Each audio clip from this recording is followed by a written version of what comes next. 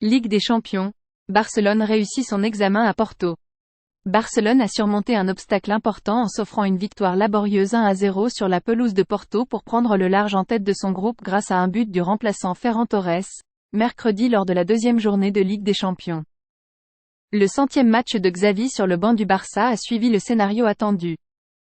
Après une entame facile face à Anvers, 5-0, lors de la première journée, les Blaugrana se sont retrouvés devant un adversaire bien plus coriace, sur le papier comme sur le terrain.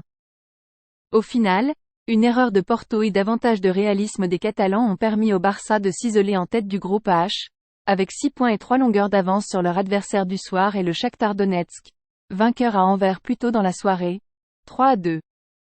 De quoi rassurer une équipe déterminée à redorer son blason européen après 2 éliminations de suite en phase de poule de C1.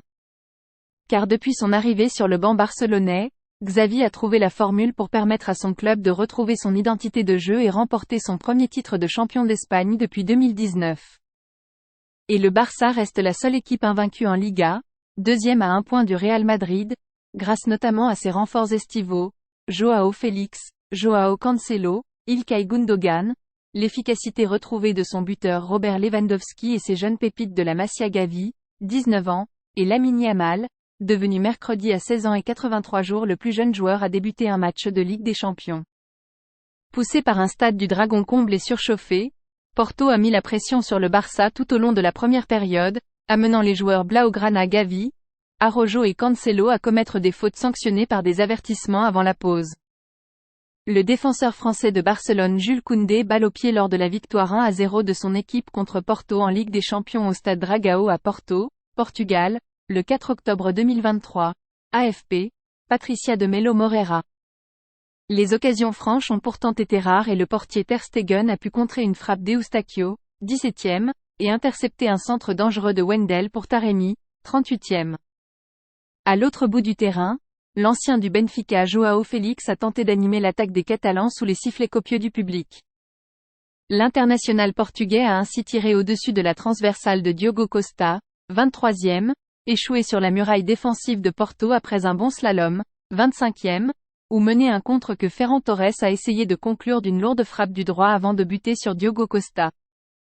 Entré à la 34e pour remplacer Lewandowski, blessé après un tacle de David Carmo, Torres a peu après remporté son deuxième duel contre Costa, en plaçant le ballon entre les jambes du gardien portugais sur une action lancée par Gundogan après une erreur grossière de Romario Barro, 1-0, 45e + 1. Au retour des vestiaires, Porto a continué de pousser, mais n'est pas parvenu à trouver la brèche. Koundé a évité in extremis que Pepe ne se retrouve seul devant Ter Stegen, 53e, la tête décroisée de Taremi a manqué le cadre, 63e, de l'Allemand, qui a ensuite repoussé une frappe enroulée de Galeno, 71e. Les Barcelonais ont tremblé à cause d'une faute de main dans la surface de Cancelo, l'arbitre ayant sifflé pénalty avant de se rendre compte grâce à l'assistance vidéo qu'il y avait eu une main de Fabio Cardoso avant celle de son compatriote du Barça. L'attaquant iranien de Porto Mehdi Taremi lors de la défaite de son équipe 1-0 contre le FC Barcelone en Ligue des Champions au stade Dragao de Porto, Portugal, le 4 octobre 2023, AFP, Patricia de Melo Moreira. Et quand le retourné de Taremi a fait trembler les filets Blaugrana, le VAR a confirmé sa position de hors-jeu, 84e. Le Barça a tenu bon, et poursuit sur sa belle lancée avant de recevoir les Ukrainiens de Donetsk le 25 octobre.